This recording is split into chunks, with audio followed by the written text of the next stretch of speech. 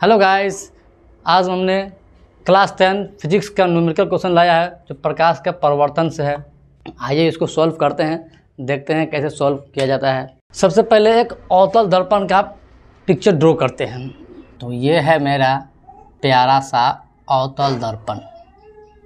अवतल दर्पण की ये हो गया मुख्य अक्ष या प्रधान अक्ष।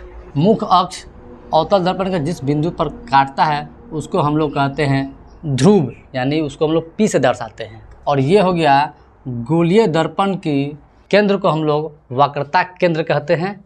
और प्रकाश का किरण दर्पण से परावर्तन के बाद जिस बिंदु से गुजरता है उसे कहते हैं फोकस। तो ये मेरा हो गया फोकस F।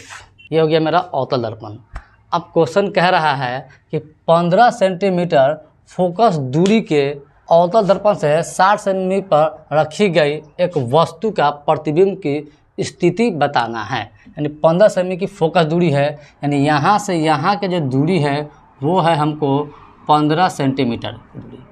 और एक वस्तु जो है 60 सेंटीमीटर की दूरी पर लगभग में यहाँ से यहाँ के दूरी अगर हम सपोज कर लेते हैं कि यहाँ पर कहीं आसपास में कहीं यहाँ पर आपका एक क्या है वस्तु है, ये 15, तो यहाँ पे भी कितना हो जाएगा, ये भी हो जाएगा आपका 15। तो 15 कितना हो गया, ये 30। चलिए ये मान लेते हैं 30।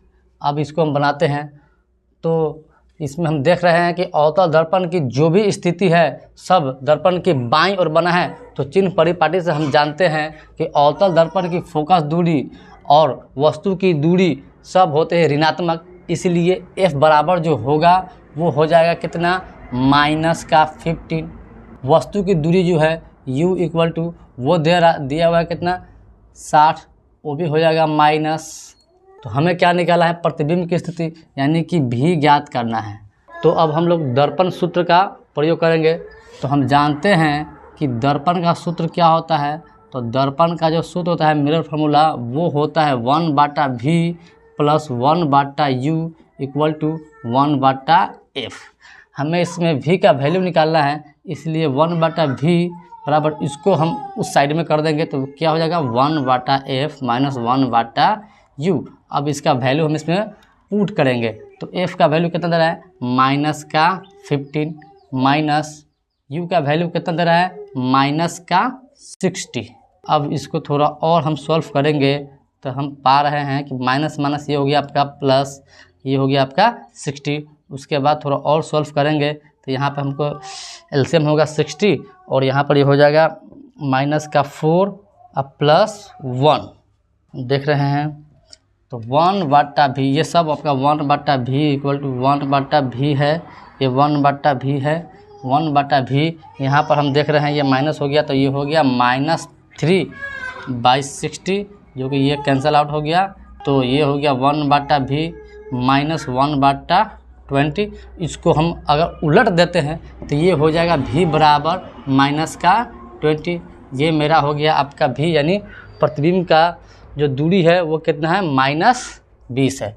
तो इस प्रकार हम देख रहे हैं कि मेरा जो फोकस दूरी है वो -15 है और जो मेरा प्रतिबिंब का जो दूरी है ये यहाँ का दूरी 15 है। तो इससे 5 लगभग मान लीजिए कि यहाँ पर होगा और वो भी क्या है माइनस, यहाँ से यहाँ का दूरी कितना हो जाएगा -20। तो इस प्रकार हम देख रहे हैं जो मेरा प्रतिबिंब है वो C और F के बीच में बना है। यानी प्रतिबिंब जो है प्रतिबिंब C और F के बीच में बन रहा है और वो भी क्या बनना है तो वास्तविक बनना है, क्योंकि नेगेटिव आया है इसका मतलब क्या हो गया कि प्रतिबिंब जो है वो क्या है एक वास्तविक प्रतिबिंब बन रहा है, प्रतिबिंब बन रहा है और उल्टा बन रहा है। ऐसे ही इम्पोर्टेंट क्वेश्चन देखने के लिए मेरे चैनल को सब्सक्राइब कीजिए, कमेंट कीजिए, शेयर कीजिए। आपसे यही उम्मीद रखते हैं। जय हिंद।